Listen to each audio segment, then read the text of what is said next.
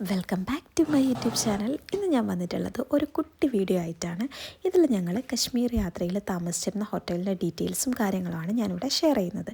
ഇതായിരുന്നു ഞങ്ങളുടെ ഫസ്റ്റ് റൂമായിരുന്നു ഇത്. നല്ല നീറ്റ് ആൻഡ് ക്ലീൻ ആയിരുന്നു. ഒരു വുഡൻ ടച്ചൊക്കെ വരുന്ന ഒരു റൂമായിരുന്നു.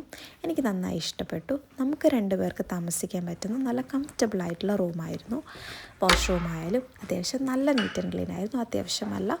നല്ല രീതിയിൽ നീറ്റ് ആൻഡ് ക്ലീൻ ആയിരുന്നു. അതുകൊണ്ട് തന്നെ നമുക്ക് ഒരു ഹാപ്പിനെസ്. ഞാൻ ഫസ്റ്റ് നോക്കുന്നത് വാഷ്റൂമാണ്. അത് വൃത്തിയുണ്ടെങ്കിൽ എനിക്ക് അവിടെ കംഫർട്ടബിളാണ്. ഞാൻ എപ്പോഴും പ്രയോറിറ്റൈസ് ചെയ്യുന്നത് എപ്പോഴും വാഷ്റൂമിന് തന്നെയാണ്. അതേപോലെ എനിക്ക് ഇത് നല്ല കംഫർട്ടബിളായിട്ട് തോന്നി. പക്ഷേ ഇവിടെ ഉണ്ടായിരുന്നൊരു പ്രശ്നം എന്ന് പറഞ്ഞാൽ നമ്മൾ മാത്രമായിരുന്നു ആ അപ്പാർട്ട്മെൻറ്റിൽ ഉണ്ടായിരുന്നത്. അത് നമുക്ക് കുറച്ച് പേടിയുണ്ടായിരുന്നു. എന്നാലും കുഴപ്പമുണ്ടായിരുന്നില്ല. അന്നത്തെ രാത്രി ഞങ്ങൾ സുഖമായിട്ട് കിടന്നുറങ്ങി. ഇനി ഞാൻ സെക്കൻഡ് റൂമിനെ പരിചയപ്പെടുത്താം. ഇതായിരുന്നു ഞങ്ങൾ 3 ഡേയ്സിൽ താമസിച്ചിരുന്ന റൂം. അപ്പോൾ ഈ റൂമിനെ കൊണ്ട് പറയുകയാണെങ്കിൽ നല്ല എല്ലാ ഫെസിലിറ്റിയും ഉണ്ടായിരുന്നു.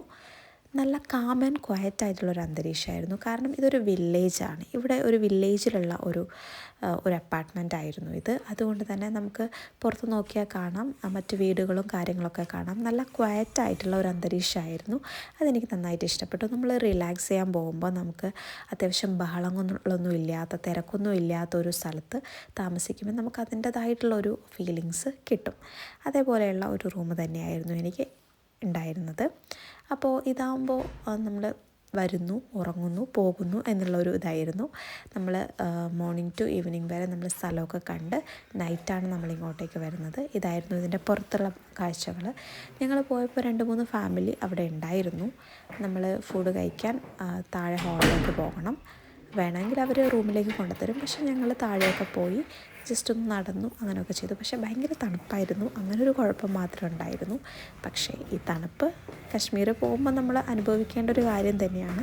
നൈറ്റൊക്കെ ആകുമ്പോൾ നമ്മൾ വളരെ തണുത്ത് വിറച്ചൊക്കെയാണ് പോകുന്നത്. അപ്പം നമ്മൾ ഭയങ്കര ഡിസ്കംഫർട്ടബിളായിട്ടൊക്കെ തോന്നും. പക്ഷേ എന്നാലും കുഴപ്പമുണ്ടായിരുന്നില്ല.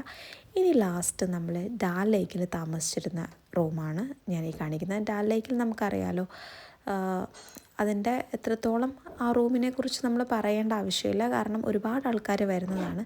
നമുക്കിതിൻ്റെ ക്ലീൻലിനെസ് ഒന്നും നമുക്കിത് പറയാൻ പറ്റില്ല. കാരണം ഡെയിലി ആൾക്കാർ വരുന്നതാണ്. അവരെങ്ങനെ വൃത്തിയാക്കുന്നു എന്നൊന്നും നമ്മൾ കാണുന്നില്ല. എന്നാലും ഇവിടുത്തെ ഒരു കാര്യം പറയുകയാണെങ്കിൽ നമുക്ക് ഉണ്ടായിരുന്നൊരു ഡിസ്കംഫർട്ടബിളായിട്ടുള്ളൊരു കാര്യം എന്ന് പറഞ്ഞാൽ, നമുക്ക് പിറ്റേ ദിവസമായപ്പോൾ വെള്ളം ഉണ്ടായിരുന്നില്ല. വെള്ളം കുറവായിരുന്നു. അവരുടെ വെള്ളത്തിൻ്റെ കളറൊക്കെ നമുക്ക് കാണുമ്പോൾ നമുക്കത് ഉപയോഗിക്കണോ വേണ്ടയോ എന്നൊക്കെ തോന്നിയിട്ടുണ്ടായിരുന്നു. റൂം വൈസ് പറയുകയാണെങ്കിൽ ഓക്കെ, ഇതൊരു ബോട്ടായതുകൊണ്ട് തന്നെ, ഹൗസ് ബോട്ട് ആയതുകൊണ്ട് തന്നെ നമ്മൾ അത്രേ പ്രതീക്ഷിക്കേണ്ട ആവശ്യമുള്ളൂ.